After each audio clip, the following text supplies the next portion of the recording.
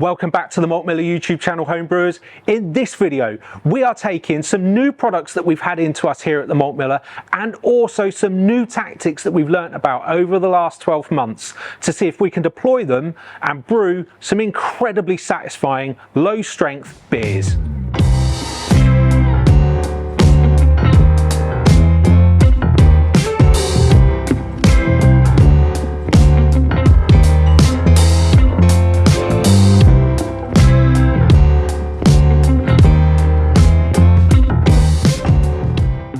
Now it's January, and that often means that we kind of think about taking our foot off the gas a little bit in terms of some of the beers we're going to be consuming, but also the ones we're going to be brewing. Now, actually, what we want to do here, and what I personally want to do, is try and brew some really satisfying low strength beers, because actually, for me, January is not about abstinence. It's actually about exploring new ideas and new things that I want to work on over the course of the next year for me within my home brewing journey. So I thought, what better than to try and bring those two things together of maybe kind of reining it in a little bit after the festive period, but also some of those things that I really want to try out in my home brewing journey. So what we're going to be doing in this video is brewing two beers. Now, they're two of my favourite styles. We're going to be brewing a hazy pale ale and a classic West Coast pale ale. But the goal here is to produce beers that are well under their usual kind of style guidelines ABV. So I'm aiming for about 3% ABV across both of these beers. Now you might be thinking, well, that's actually still, 3% is not a no alcohol beer that you might see in a supermarket or at the pub. It's really important for us that we as home brewers understand why brewing beer with no alcohol in or below a certain threshold actually can be quite challenging, and if not done in a safe way, could actually present some risks to us. Now, packaged beer has three core things within it that actually prevents it from becoming contaminated or reduces the risk of microbiological contamination. Those three things are alcohol, hops, and kind of generally the acidity of the beer. So if we remove one of those elements, and in this case alcohol, and we brew a beer at home that is way below that 2.5% threshold, we're increasing our risk of that beer spoiling and either just going bad or actually making us poorly. So what we're going to be focusing on with these two recipes is brewing a beer that's around about 3%. So it's got enough alcohol in it to still be kind of naturally protected against that microbiological contamination, but also it's still going to be sort of sessionable, something that you could drink during the middle of the week, something that you could enjoy throughout a period of time when you're just maybe thinking about reducing your overall alcohol consumption, but also playing around with some new and interesting techniques and products. Now, at the core of these two recipes are some yeasts that I've been meaning to play around with from our friends at WHC. They've produced two strains that we stock here at the Malt Miller that are absolutely geared up for this process. First, Sweet Release, which is all about producing juicy, hazy beers. It's also a yeast strain that will unlock thiols and bound thiols within our hops and our malt, so we should be able to try and extract some really interesting flavors and aromas by using some other tactics with that yeast strain. And then the other one we're going to be using is Lowrider, which has been around for a while now, but actually WHC have recently re-released it, and that beer is applicable to a huge amount of styles, but we're going to be using it today in a classic kind of West Coast pale ale. Now, both of these yeasts share a common characteristic in that they can't digest maltose, so they can't convert longer chain sugars into alcohol and CO2, which means the attenuation of the yeast is going to be quite low, somewhere in kind of like the mid 60s. So what we can do is think about how we're going to mash, think about the grist we're going to use, and also include some other bits and pieces that are going to mean we'll end up with a beer that is going to still have loads of malt character and body, but just won't have fermented all the way out like other yeast strains would have done, leaving us with something that should be nice and satisfying and not taste in any way, shape or form thin or watery or just kind of low strength. One of the other tactics that I've alluded to for both of these recipes is going to be the inclusion of maltodextrin in the boil. Now, maltodextrin adds unfermentable sugars. What that will do, hopefully, in the finished beers is leave us with a satisfying amount of mouthfeel, body and a little bit of residual sweetness still that the yeast can't consume. That's going to help us with that kind of drinkability and the perceived kind of experience that we're having, and will sort of help us navigate through the fact that actually there's less alcohol in the beer. We've used it a few times recently in some brews that we've done. Firstly, when we brewed Nimbus with Jacob over at Jidler's Tipple, he uses it in many of the beers that he produces commercially, but also at home, to kind of navigate through that lower strength area of the market that most of his core range occupies. The other beer that I used it in recently was in my Christmas porter that you might have seen a couple of weeks ago, where me, Rob and Reiki were kind of battling it out to see if we could turn around some festive beers in really quick time. And I was so pleased that actually including Maltodextrin into my porter left such a silky smooth mouthfeel and quite a lot of gravity points as well, which that has helped me learn about using this product in these two recipes. So hopefully by the combination of some of the mash profile and also the inclusion of the Maltodextrin, we should find ourselves in a position at the end where we've got some really drinkable beers that are going to be really satisfying whilst we're in that period of time where maybe we just want some midweek drinking or some lower strength beers. Now let's take a slightly closer look at both of the recipes. Now the first one is our West Coast Pale, and we're going to be using predominantly Simpson's low colour Maris Otter here as our base malt at around about 70%. Then we've got a little bit of wheat malt in there, again just for that little bit of body and some nice head retention, looking at about 15% for that. We've added Munich 2. Now that's going to give us a slightly deeper colour to the finished beer as well, because I want it still to have a little bit of colour but not be chlorine, so we're not using any crystal malts for this. And again, that's at about 9%. And then the rest is Maltodextrin. So we're going to be adding 200 grams of Maltodextrin into this at about 15 minutes before the end of the boil.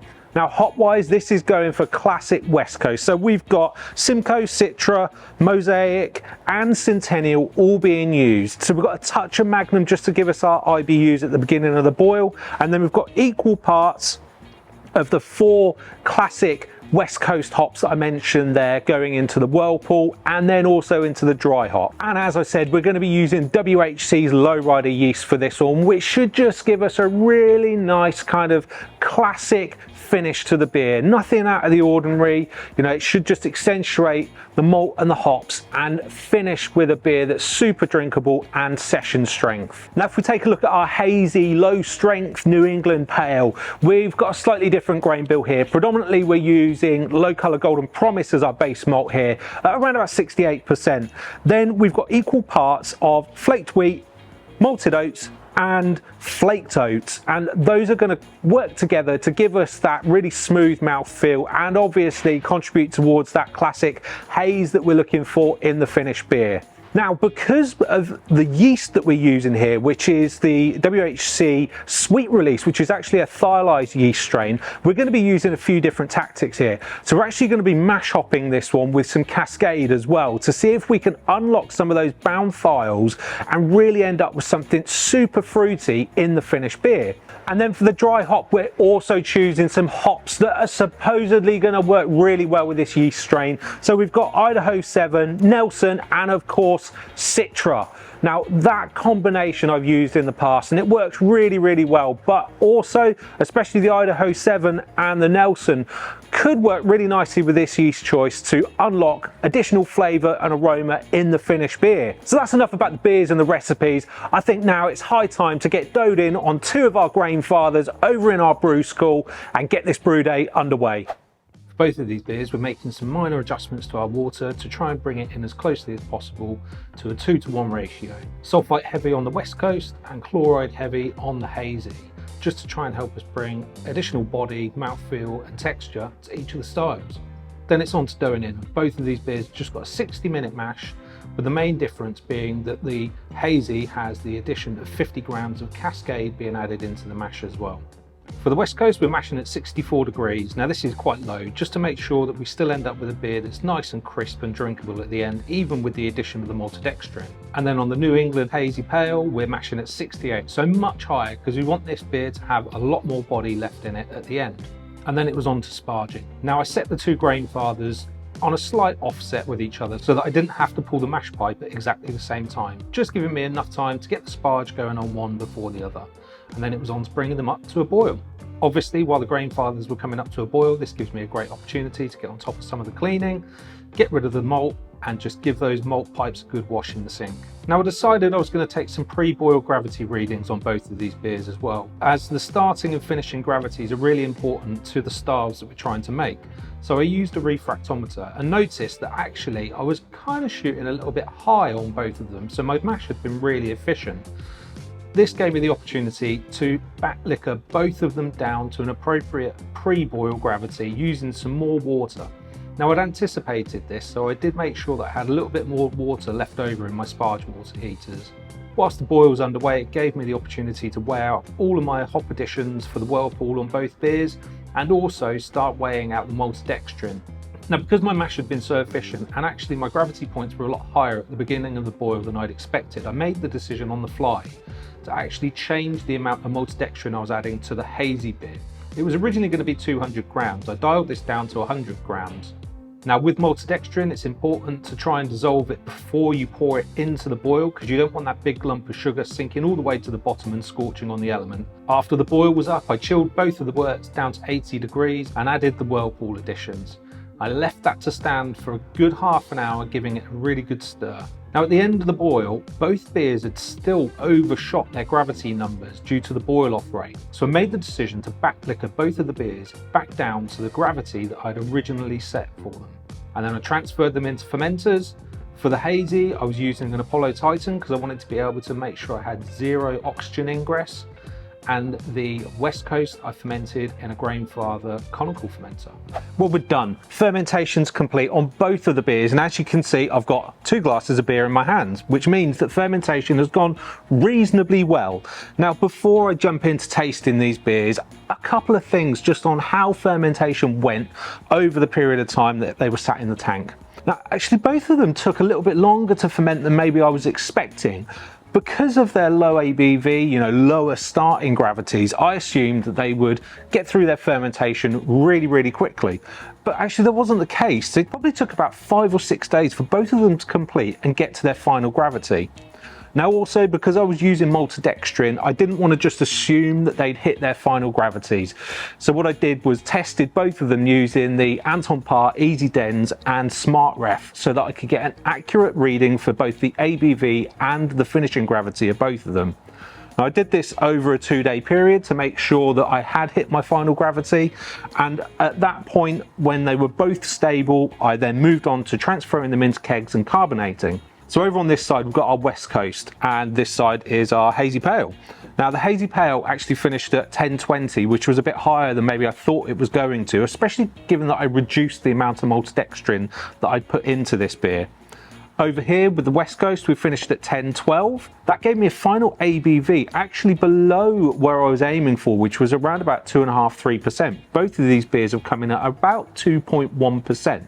Which again is really interesting and part of that learning curve of brewing these types of beers and understanding how all of our ingredients are going to interact with each other. Before I jump into tasting these, another note, the West Coast, this has been a little bit of a pain in the backside to get clear. Now obviously I added some kettle finings, and then after fermentation checked, I was like, oh okay, it's still a bit hazy. So we added Browsol into the fermenter, left it for a couple of days, then transferred it into a keg. But even at that point, it was still way too hazy for me. So I added more Browsol into the keg and then left it again for another 4 days. Now at this point, it has cleared up, but it is nowhere near as clear as I would like. So I'm hopeful that just a little bit more time on this one will allow that clarity to really shine through. But let's have a little look, because obviously it is all about how these beers present and drink in the glass. That's really going to be our measure of success with whether we've brewed something that's both satisfying but also low strength. So I'm going to start with the West Coast. Now these have been poured for a few minutes now, but the head is still there. It is light, it is kind of not maybe lacing the glass as much as a bigger beer would, but there is still some head there. It's not completely diminished. Colour-wise, I'm really happy with it. That Munich 2's added just that little touch of golden hue to the glass. Let's go for a smell. There's definitely a really good hop aroma there. The presence of that kind of West Coast combination really stands out, even in a beer at this strength.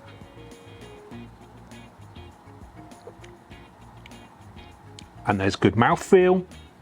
There's a pleasant amount of bitterness, because I really tried to balance the bitterness to the gravity points. It's not any of that sort of worty, unfermented thing that you can sometimes get with lower strength beers. And it's very refreshing. I would say that for me, it probably needs a touch more carbonation. So I'll probably add it back onto gas for a few more days, just to let it really kind of come up another notch in terms of the carbonation level, whilst it's also clearing a little bit further. But that is definitely a West Coast pale. I think hop character, I'd probably, if I was being critical, increase my Whirlpool addition, just so I'm getting a little bit more aroma next time. And then also maybe think about rousing the hops during fermentation, because I didn't do that on this beer. Actually, I didn't do it on either of these beers, but rousing the dry hops during fermentation or after fermentation, just to try and bring out a little bit more hop character without increasing the amount of hops that I'm using in a beer at this strength. But yeah, actually for a beer that after I packaged it and when it was pouring incredibly hazy, well, I was a little bit worried that actually this was going to be a write-off. But yeah, do you know what? I think actually what we were aiming for with this beer, which was a low-strength West Coast pale, I'm really pleased with how that's turned out. Doesn't mean I wouldn't make some changes when I brew it again, but give it a couple more days on gas, let the clarity come through a little bit more, and that's going to be a fantastic midweek beer that I can just enjoy throughout this period of time. Right, moving on to the Hazy. Now this is the one that I'm really interested in, because if you remember, we were using a thiolized yeast strain, we did a bit of mash hopping, you know, all things that we've tried before, but never in a beer at such low ABV. As with the West Coast, the head on that has definitely diminished since I poured it, but it's still there. And we're actually getting a little bit more lacing on the glass, which is nice to see. Appearance wise, it definitely looks like a hazy New England pale ale. It's got a really nice sort of opaque look to it. You know, it's not thick, really thick, like some of the bigger IPAs and pale ales that you can get. But you definitely can't see through it, and it definitely looks the part. Really pleased with the actual colour of the beer as well. We've managed to keep it really, really low colour, nice and yellow in the glass. Aroma wise, there's quite a bit of orange and some, like, this sounds bizarre because it's not necessarily an aroma, but a bit of spritziness, which is definitely something that I've encountered before with some of these thiolized yeast strains. Let's go in for a taste. Cheers. Now, given this beer's finishing gravity was quite high, the mouthfeel is still quite light. It's not so thick, and it's definitely not worty. It really does drink bigger than 2%. Hop presence though, if I'm being really critical, I'm quite disappointed with the hop presence on this one. Now I don't know whether that's because of the way that the thios have interacted with the hop selection that I used for this beer, or actually I think what I'd probably do would be to make sure that I rouse the hops in this beer when I brew it again, just to try and get more out of them. I added the hops for the dry hop part way through fermentation as well, rather than at the end, because I really wanted to get them to interact with the yeast. And again, I'm not sure whether that maybe has cost me a bit in terms of the overall hop presence, but I'm certainly not disappointed with it as an overall experience. I think that there's just some more learning that I can take away from this particular brew versus the West Coast, which actually I'm really, really thrilled with. So in summary, can we brew beers that are around about that 3%, or in this case 2%, and still have something really satisfying that's going to give us kind of hop presence, that's going to give body, mouthfeel, and be satisfying? Well, actually, I think on that marker, I'd say this has been a success. There's definitely things that I would do differently on both beers. I think over on the Hazy, my big piece of feedback to myself would be thinking about getting more hop presence out of them, and maybe in the Whirlpool, rather than adding pellets, I might actually use an advanced hop product such as Incognito on this one, just because I know that that works so well on some of the other beers that I've brewed using that method recently. With the West Coast, again, I'm really pleased with how this one's turned out. Actually, out of the two, this is my preferred one, which is a big surprise given how it was kind of presenting just after packaging. But I also think that, again, I would rouse hops on this one just to try and punch that hop presence through that little bit more. But as a start for 10, I'm really pleased with how these two experiments have turned out. Now, I hope you've enjoyed coming on this experiment with me and it's inspired you to have a go at thinking about brewing some lower strength beers using both the ingredients and the techniques that we've tried for both of these. You know, using Maltodextrin to add back that body without putting in tons and tons of sweetness, I think is a real winner for me and something that I would definitely do again. Using these yeast strains, that's definitely a learning curve for me, and I think that, you know, with the low rider over in the West Coast, I'm really pleased with how that's turned out, but there's a bit of room for improvement over here with the Hazy. Now, you can get access to both of these recipes by following the links down in the description below. I've added both of them to the website so that you can buy them as an all-grain recipe kit. I definitely take on board some of the feedback that I've given myself here when you go to have a go at brewing these, but I absolutely think that there's something that you can have fun with, play around with, and then at the end have a beer that you can drink at any time without worrying too much about how strong it's going to be. If you've used either of these yeast strains yourself or had a go at brewing some of these lower strength ABV beers, I'd love to hear from you. So please put them down in the comments below. I'd love to see what techniques worked for you, what things you learned along the way, and maybe some of the spots you got stuck on as well, so that we can try and learn together and improve some of our techniques when we're brewing these kind of beers.